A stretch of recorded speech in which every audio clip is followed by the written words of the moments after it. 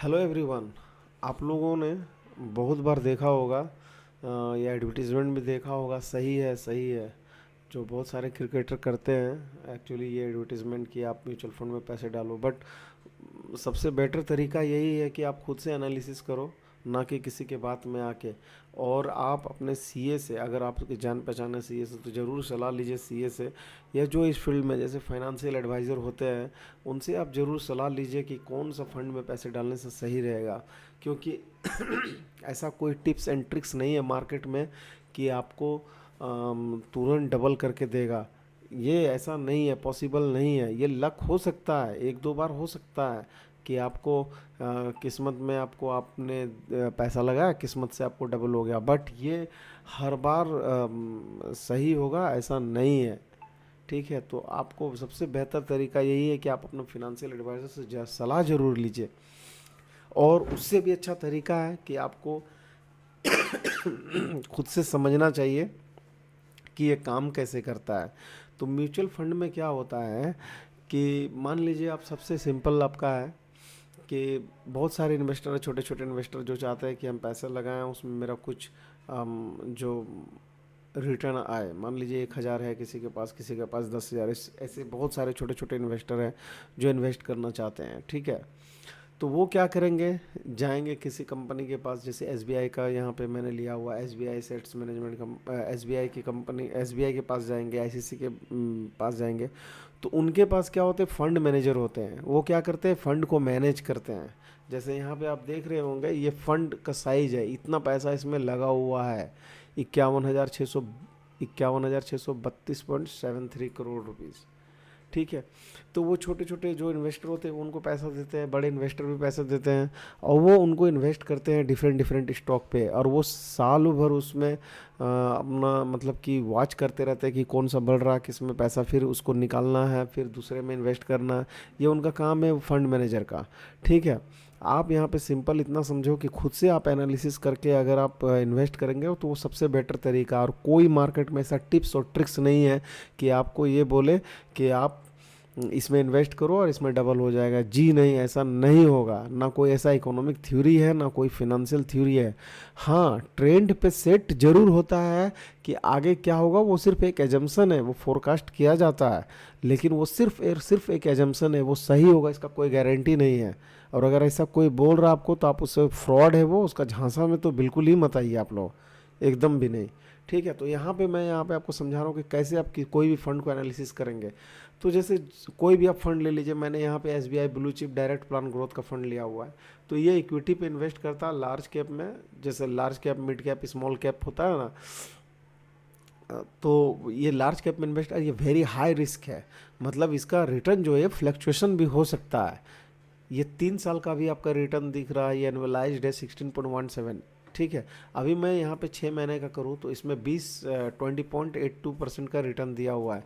और अगर मैं आपको 5 साल का रिटर्न दिखाऊं तो इसमें 20.21% का रिटर्न दिया हुआ है। अभी आप देखिए, जो नेट एसेट्स वैल्यू था, इसका नेट एसेट्स वैल्यू था, नेट एसेट्स वैल्यू का मतलब होता है कि total assets minus total liability, और जितना नंबर ऑफ इनका ये है, होल्डिंग है वो, तो उससे जब हम डिवाइड करेंगे तो आपका आएगा नेट एसेट्स वैल्यू। तो यहाँ पे आ रहा है 102 रुपया 37 पैसे। ठीक है, रेटिंग इनका 3 स्टार है, फंड साइज है 51,632.73 करोड़। इसमें आप एसआईपी भी शुरू कर सकते हैं, जिसको हम लोग सिस्टमेटिक इन्वेस्टमेंट प्लान बोलते हैं, 500 से कर सकते हैं। ठीक है, अभी आप देखो कैसे आप इसको एनालिसिस करेंगे। सबसे पहले आप कोई भी आप ऐप यूज़ करते होंगे इन्वेस्टमेंट का, या आप गूगल में भी जाकर सर्च कर सकते हो कोई भी फंड के बारे में जिसके बारे में आपको जानकारी चाहिए।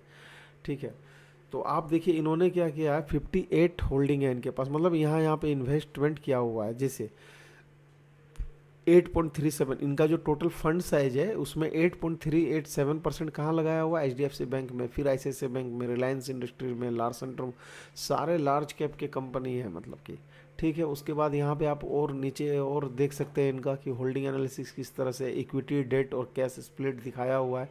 इक्विटी में इनका देखिए 95% अराउंड इनका इन्वेस्टमेंट है, डेट में 0.9% और कैश में 4.5%। फिर वो इक्विटी सेक्टर एलोकेशन किस तरह किया हुआ, फिनेंशियल में सबसे ज़्यादा इन्होंने 26.1% फिनेंशियल सेक्टर में इन्वेस्ट किया हुआ है। फिर उसी तरह अदर्स में है उनका 14%, जो आपको यहाँ से दिख जाएगा कौन कौन सा कंपनी, अगर सी ऑल आप कीजिएगा तो ये सारा दिख जाएगा, देखिए, ठीक है ना। उसके बाद कुछ रेशियोज होते हैं म्यूचुअल फंड में जो बहुत ही इंपॉर्टेंट होते हैं, ठीक है। इसके लिए मैं एक अलग से आपको इसके फार्मूलाज, म्यूचुअल फंड के इंपॉर्टेंट फार्मूलाज की वीडियो में मैंने आपको बताया हुआ है, तो आप अगर वो वीडियो नहीं देखे तो ज़रूर देख लीजिएगा। जैसे ये अल्फ़ा क्या होता है उसमें, बीटा शार्प और शॉर्टिनो रेशियो क्या होता है, ये सारा उसमें आपको मैंने एक्सप्लेन किया हुआ है, ठीक है ना। ये प्राइस टू अर्निंग रेशियो कितना है, ये बहुत इंपॉर्टेंट कोई भी चीज़ को समझने के लिए रखते हैं, खास करके म्यूचुअल फंड और इन्वेस्टमेंट के टाइम पे, ठीक है। इसका इस फंड का जो है वो आप देख लीजिए, मिनिमम फर्स्ट इन्वेस्टमेंट 5,000 है, सेकंड इन्वेस्टमेंट हुआ 1,000 से आप मतलब इसको कंटिन्यू कर सकते हैं। रिटर्न और रैंकिंग क्या क्या है वो भी बताया हुआ है सारा, ठीक है। पीर कंपैरिजन है कि ये कंपेयर किया हुआ 5 स्टार जो है जेएम लार्ज कैप फंड ऐसे से इससे कंपेयर किया हुआ, कंपेयर कर सकते हैं आप यहाँ से। टैक्स के बारे में भी बताया हुआ है कि अगर आप 1 साल के अंदर उसको पैसे को निकालते हैं तो फिर आपको 20% टैक्स लगेगा। अगर फिर आपका 1 साल से ज़्यादा के टाइम के बाद निकालते हैं और अगर आपका रिटर्न 25 लाख से ज़्यादा है फिनंशियल में तो फिर 12.5% टैक्स लगेगा। ये सब दिया हुआ। जो सबसे इम्पोर्टेंट चीज़ है इसमें कि फ़ंड को मैनेज कौन करता है वो आप देखिए, यहाँ पे सौरभ पंत जी हैं और प्रदीप केशवन है इनका, तो ये इनका क्वालिफिकेशन वगैरह आप सब कुछ यहाँ से देख सकते हैं, एक्सपीरियंस भी देख सकते हैं। देखिए जैसे इन्होंने बीकॉम किया हुआ ऑनर्स, अकाउंट ऑनर्स है इनका, MBA CFA लेवल 3 में इनका क्लियरेंस है और ये 2007 से इस कंपनी में काम कर रहे हैं SBI म्यूचुअल फंड में, ठीक है। इसी तरह प्रदीप जी का भी देख सकते हैं आप यहाँ से, इन्होंने भी बीकॉम MBA फाइनेंस और CFA किया हुआ है, ठीक है ना, इनका एक्सपीरियंस। तो आप इस तरह से कोई भी फंड को एनालिसिस आप बहुत अच्छे तरीके से कर सकते हैं और सबसे बेस्ट तरीका भी यही है कि आप खुद से एनालिसिस करके इन्वेस्टमेंट करें, बावजूद इसके कि आप किसी के बहकावे में आ जाए कि यहाँ पे पैसे नहीं।